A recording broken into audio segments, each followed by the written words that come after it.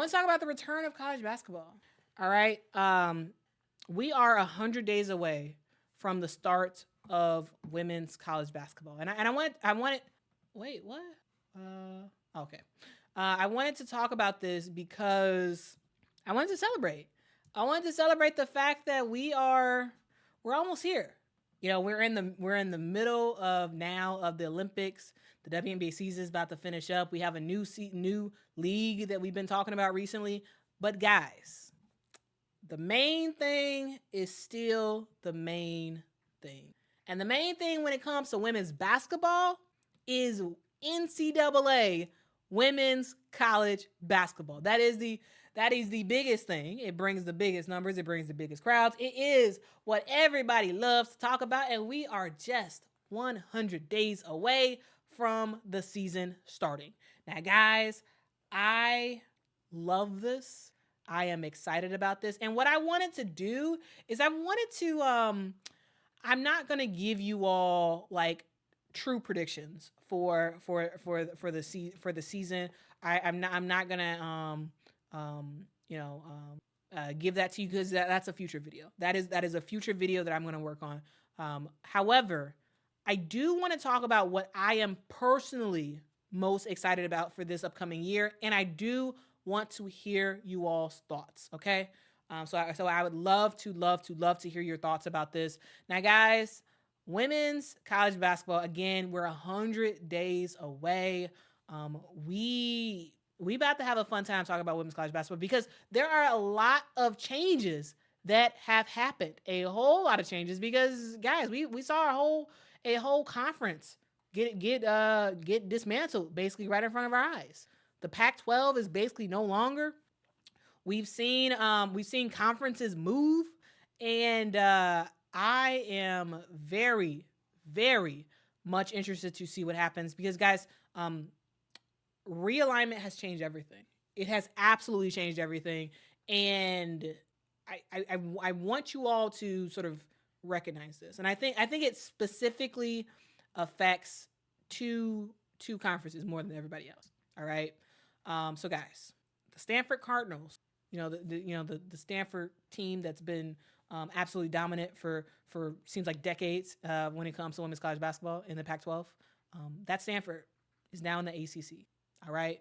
Stanford is in the ACC, but they're not alone. Cal is there as well. And so that's something to note. Now, guys, I think Stanford going to the ACC is going to be absolutely huge. Yes, Kiki Ira-Offen left Stanford because Tara Vanderveer retired and whatnot. They have their assistant coach who is now the head coach of the squad and whatnot. But the thing I want to talk about is not the fact that Stanford is going to be an elite squad right off the get-go in the ACC. That's not what I'm saying. I'm not anticipating that they win an ACC championship. That's not what I'm saying. But what I am saying is give Stanford about 2 to 3 more years. Oh, and they about to go. They about to go in the ACC. Give them 2 to 3 more years. They're about to make some noise in the ACC. Yes, right now they're not gonna be that great, right? They're not gonna be that great to start because again they lost their best player. They lost 2 of their best players. One to the WNBA, the other going right up the street to USC. But give them a couple years in the ACC. They about to recruit like crazy, and they about to make some noise. Okay, so I'm very much excited to watch Stanford in the ACC this year. Will they win? Will they be at the top of the conference? Top half, absolutely. Further than that, I don't know, but I'm excited to watch them. I think it's gonna be fun to watch. Also, guys, the Big Ten has gotten even bigger. At this point, maybe they should just call the Big Ten Big. The Big. Maybe that's what they should be called. I don't know. It's way more than 10 teams now. It's been way more than 10 teams for a while, but even more than 10 teams, because they got Oregon, Washington, and most importantly, USC that is going to the Big Ten.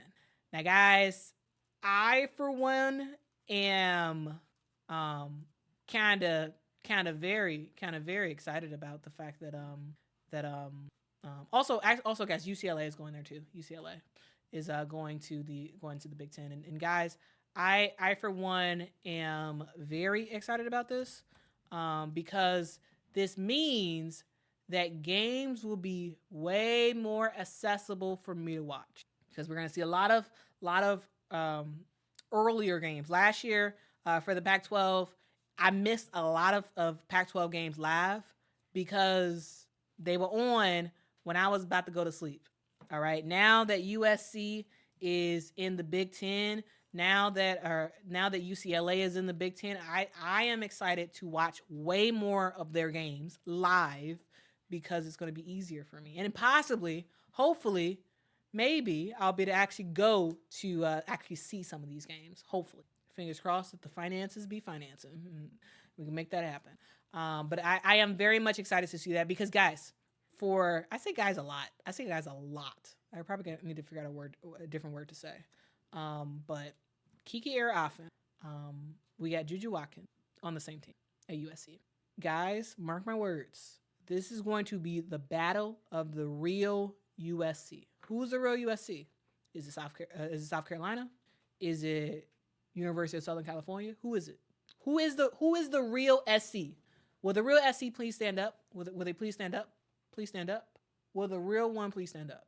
That's what we're seeing. That's what we're gonna see this year. I love it. And also you have Talia Von Oelhoffen, who's on USC as well. There's going to be a lot to watch when it comes to USC. USC, in my opinion, will win the Big Ten tournament. They're going to win it. They're in it to win it, and I think they're going to get it. Yes, UCLA is going to give them a challenge, but guys, I think this is USC. I am so excited about this. I am so excited about watching the new Big Ten, which they need to figure out a different name for it. Got to figure out a different name. I'm so excited about that because this is about to be fun. This is about to be fun. And guys, we have some awesome games to look forward to. We have some awesome games. All right. With Thanksgiving, we're going to see Notre Dame versus USC on November 23rd. All right. Notre Dame versus Tennessee. We about to see Juju versus Hannah. All right. And I'm excited about it. Okay. Mark your calendars, November 23rd.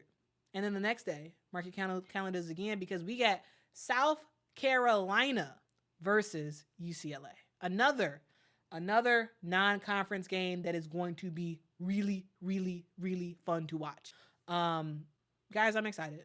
I'm excited about the future of women's basketball. I am excited about the college basketball season being 100 days away because, yes, we talk a lot about WNBA, a lot about the Olympics and whatnot. I have not talked much about college basketball. But, guys, that college basketball content is about to start stirring back up. It's about to start stirring back up because there's a lot of stuff I want to talk about. I want to make some videos about some of the key players that need to be on your watch list coming into this upcoming season. I want to talk about some of the key matchups. Yes, I talked about two. Again, that Notre Dame versus USC game. That is University of Southern California. That game is on November the 23rd. Fire game. Also, South Carolina versus UCLA.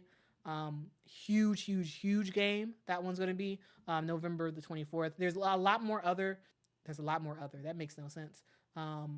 There's a lot more games that I'm excited about and that you all should absolutely watch out for. I will make a separate video truly going down the list of some of the games that you all need to be watching. So please I'll watch out for that. Allison says, can you do a video about the seniors to watch? I love a look at who we could see in the next WNBA draft. Yes. I also did get a request about a mock WNBA draft. I can do that. So yeah, I will absolutely. Frederick is asking, where do I see Paige landing in the W? She'll be the number one pick. And I think the team that probably will have the number one pick is the Dallas Wings. Yeah, I think the Dallas Wings probably going to have the number one pick.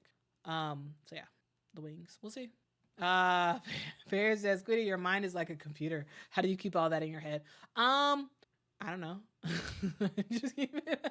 But also, guys, I'm like a sporadic note taker.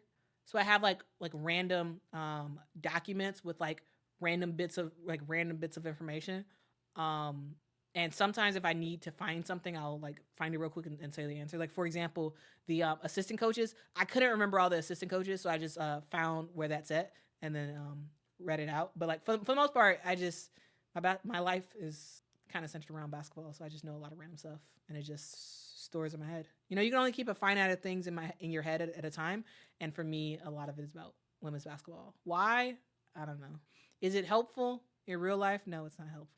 But you know, that's how it works. That's how it works.